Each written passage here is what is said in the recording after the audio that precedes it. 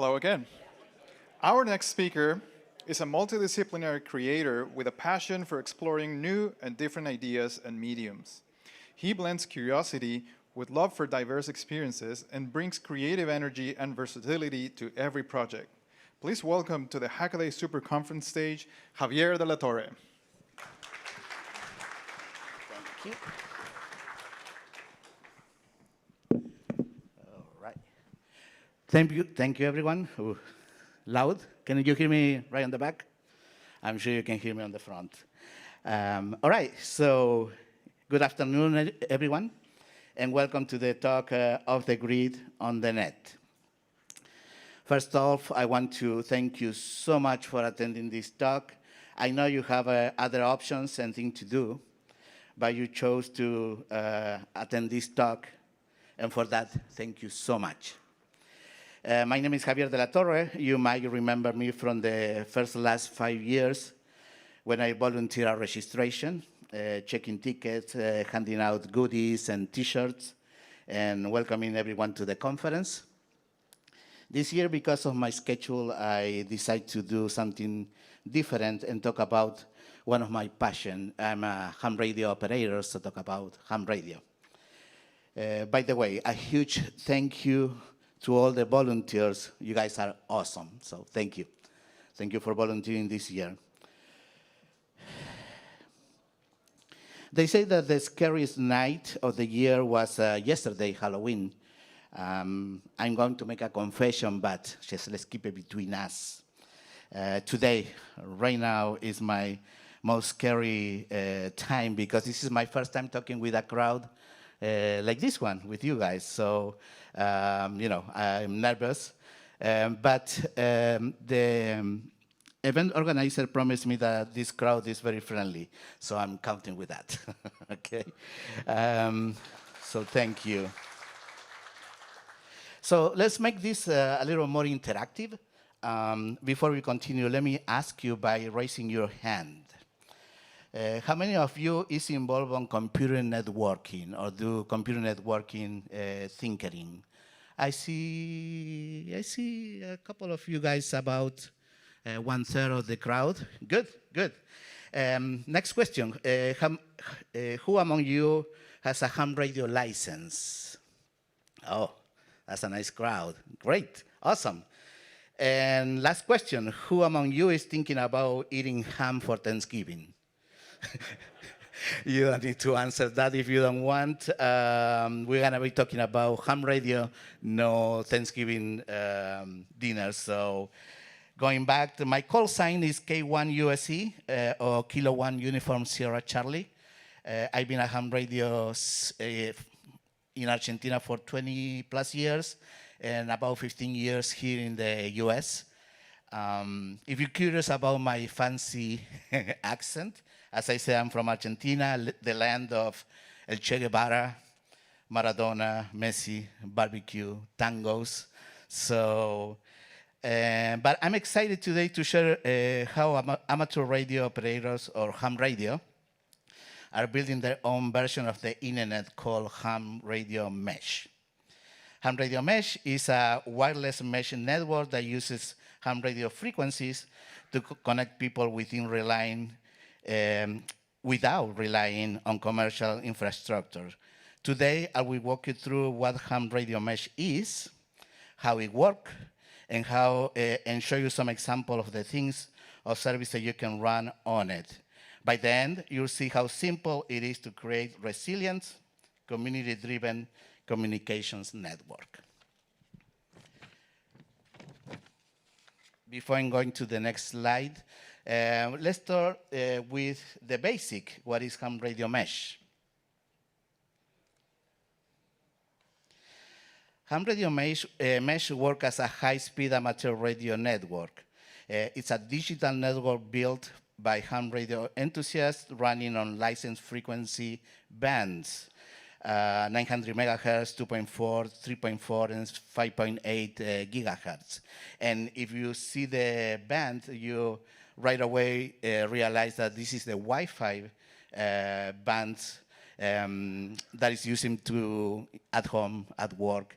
So I personally prefer and have my equipment working on the 5.8 gigahertz band because it is less congested and have more channel options to choose from.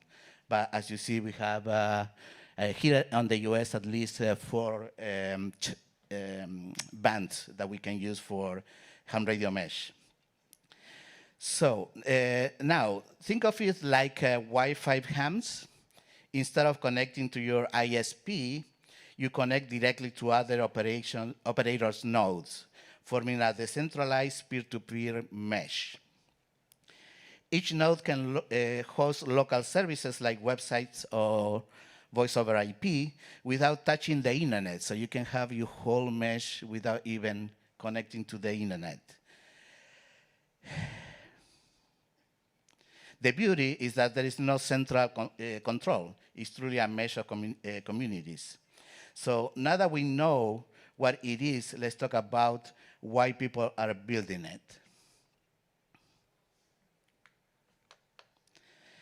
Ham radio mesh main strength is resilience. During emergencies, when the internet or cell network go down, ham radio mesh can still functioning as long as nodes can reach each other. And basically, I'm sure if you're into network or networking, you know that to have a mesh, you need to have at least 2 nodes. But ideally, at minimum, you should have 3 nodes to be more efficient. So it is also great to share local information like weather data, live video feeds, or repeated status within your community. Beyond that, it is a hands-on learning tool. You get the experience with antennas, routers, and networking, all while building something meaningful. And what you see here on this slide is the current mesh on Southern California from Ventura County all the way to San Diego. So each of those orange dots that you see on the map, those are nodes. So why build a ham radio mesh?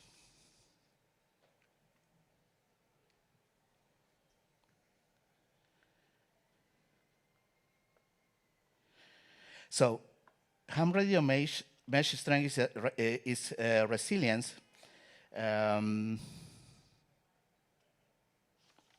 Sorry, how it works.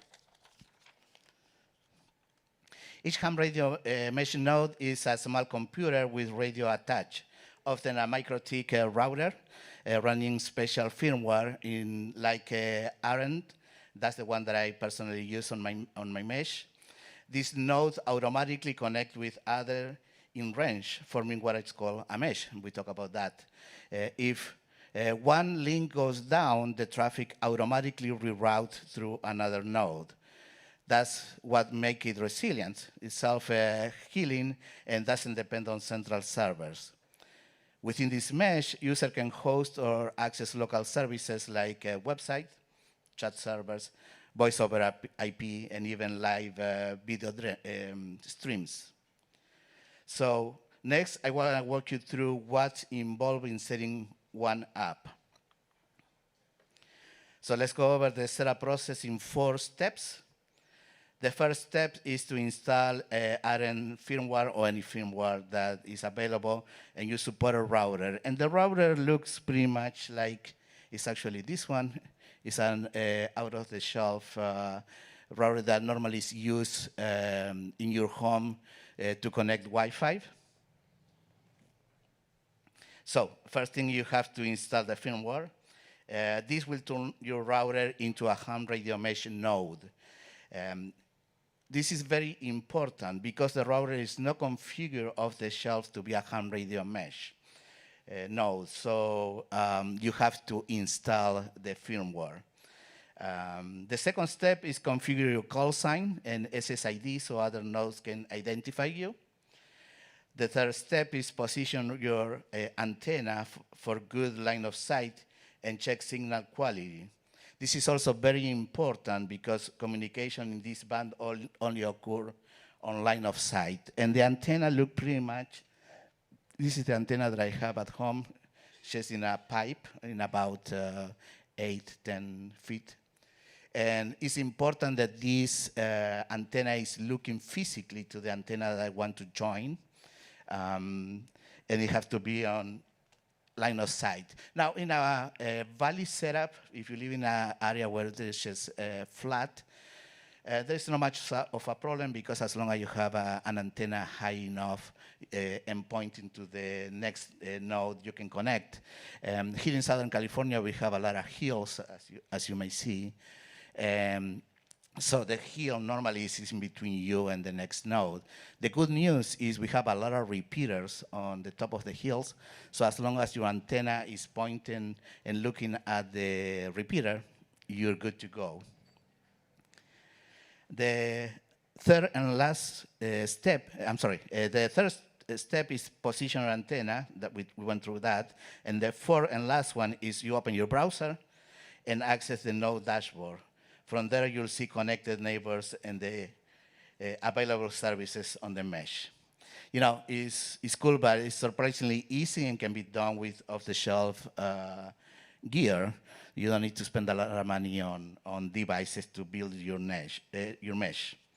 So now that our node is configured, let's see what kind of thing we can do once it's connected.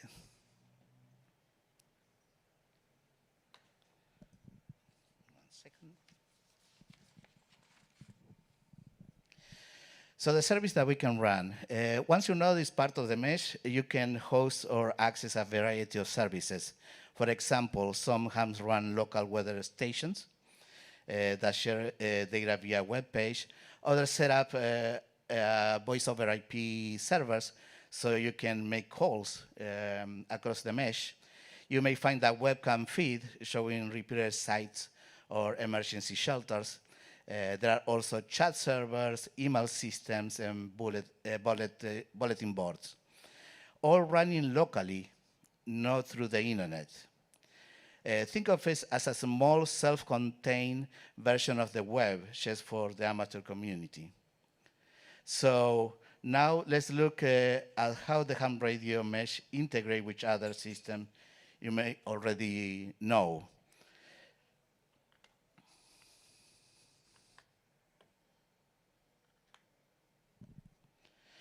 Ham radio mesh isn't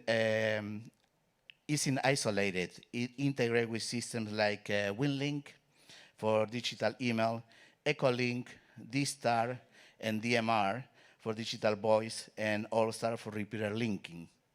You can even use it to bridge traditional radio frequency systems with IP-based services. This makes it an excellent backbone for hybrid setups and combine old and new technology.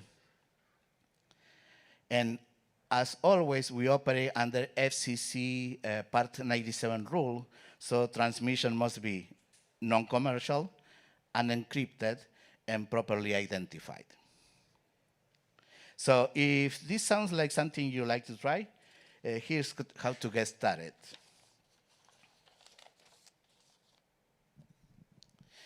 So to get started, you need a valid ham radio license. And for this, if you don't have a ham radio license, I encourage you to get it. It's really easy with the technician class, which is the bottom, the intro license.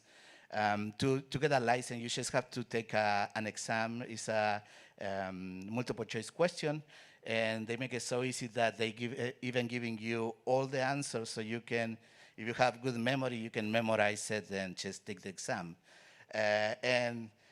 Better yet, they are not testing you anymore for Morse code, so you don't need to know Morse code to get your ham radio license. So I really encourage you to get it. You're going to have a lot of fun. But to build your ham radio mesh, you need to have a valid ham radio license. You need to have a compatible router, like the one that I just showed it to you. It could be a Ubiquiti or MikroTik device. The next step is to install the ARNEM firmware, if that's what you're planning to use, which you can download from their website. Once configured, you have to register your node so it's visible to others. And finally, also I encourage you to reach out to your local amateur radio club. Many have a mesh network already running that you can join, and it's a great way to learn and collaborate with other hams. So, to wrap up, today we explore how ham radio mesh work, what it can do, and how you can set up your own node. Even without internet access, ham radio mesh connects people, information, and ideas all through the power of radio and collaboration.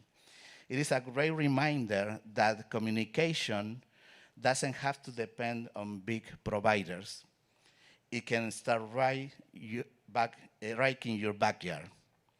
If you'd like to learn more, scan the QR code for resources and guide, and thank you so much for your time.